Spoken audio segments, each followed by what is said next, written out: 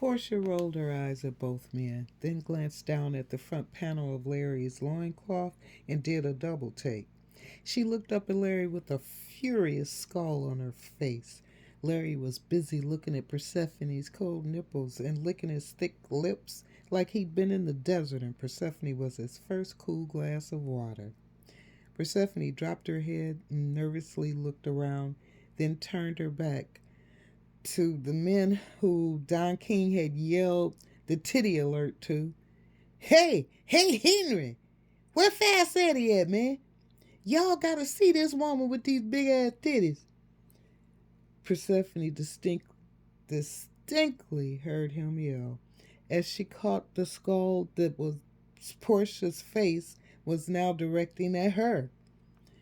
Persephone just wanted to get out of there fast. She turned to the coat check girl and got her coat back from the now cackling girl who hadn't bothered to hang the coat up in the first place. Persephone snatched the coat on and wrapped it around her like she was standing at a bus stop in the winter time. She walked out the party with her head held high amidst the quarreling that Portia was starting with Larry and the moans of disappointment from some of the men. She hadn't called Portia since then, and Portia hadn't called her. Larry left a few obscene messages on her answering machine. Persephone had no idea how he even got her number in the first place, but he called.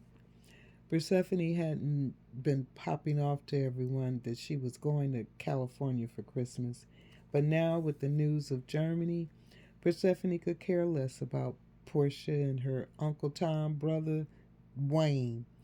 As soon as Persephone parked her car a few steps from the numbers office, she got that sinking feeling again.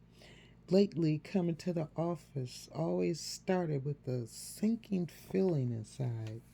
After gaining a degree of respect with Sally over the past 17 months, but that unfortunately had all came crashing down as of like 3 weeks ago, Persephone made an error.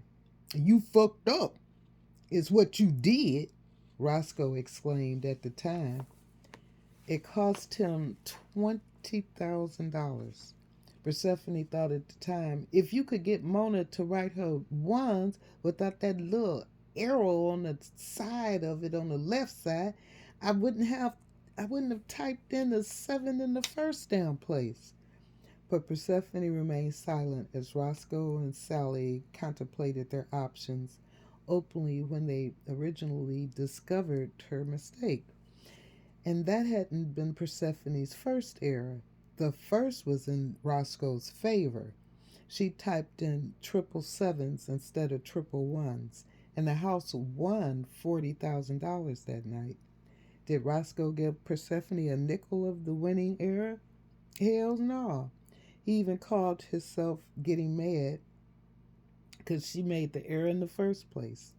Stupid country ass motherfucker, Persephone thought. At first, Persephone contemplated just disappearing on their asses, but she felt this tilted sense of loyalty that made it difficult to just quit without a prior notice, but somehow made her hold on. As soon as she got out of her car and secured it and ran to help Sally with the collapsible gate to the office, Sally started in the drill sergeant tone she now had with Lucy. Lucy, Sue called in and said one of her kids was sick and she don't know if she could get a babysitter. Sally said as she unbolted the bottom half of the steel door, then the top lock.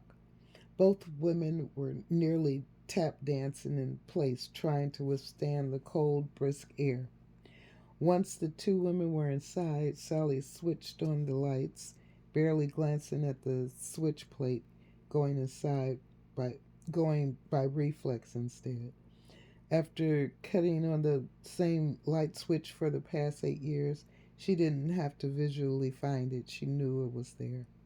Persephone headed for the computer room, thought about it for a moment, then pivoted around to where Sally was activating the security for the front door and the buzzer that allowed entry from the front metal door.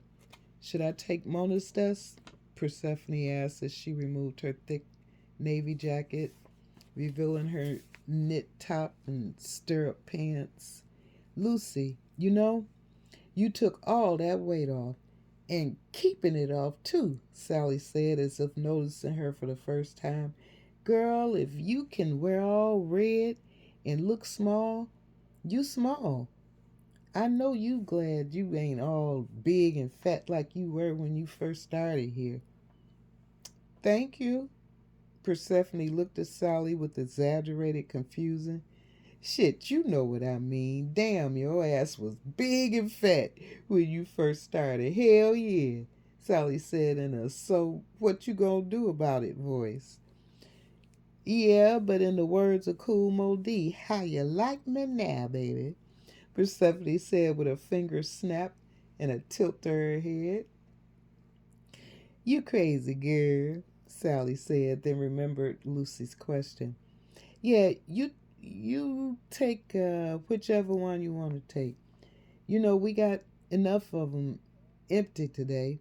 And Sally headed to the computer room, tucking her ski gloves in her deep pockets of her thick down coat.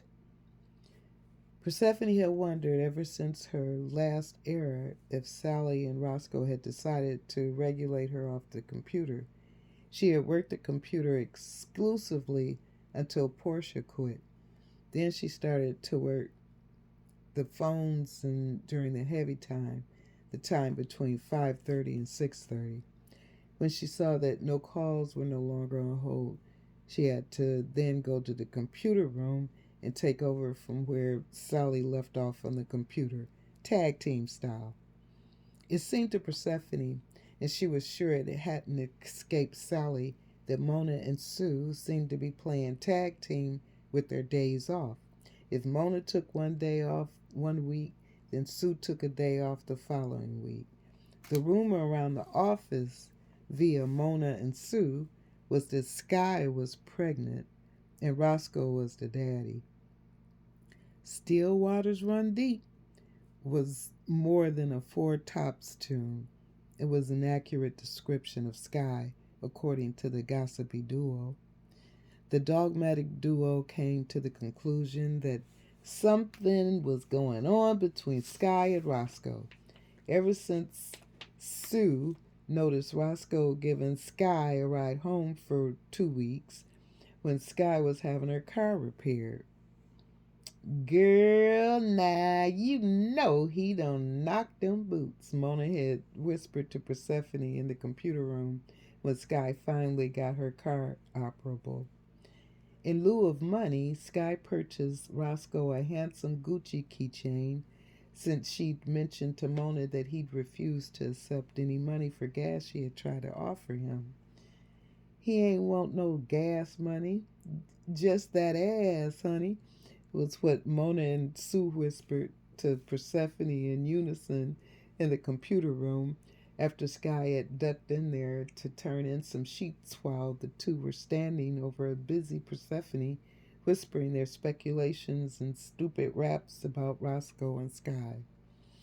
Mona especially seemed on a mission to catch a smooch or a wink or even a love whisper or two from the pair. Every time Roscoe would call Sky into his office to give her her pay envelope, like he did with each girl, Mona would nearly break her neck trying to listen from the adjacent checking room wall. While Persephone was hanging up her coat and knit scarf on the coat rack, providing a check room, she wondered should she tell Sally and Roscoe today or tomorrow that this was going to be her last 2 weeks.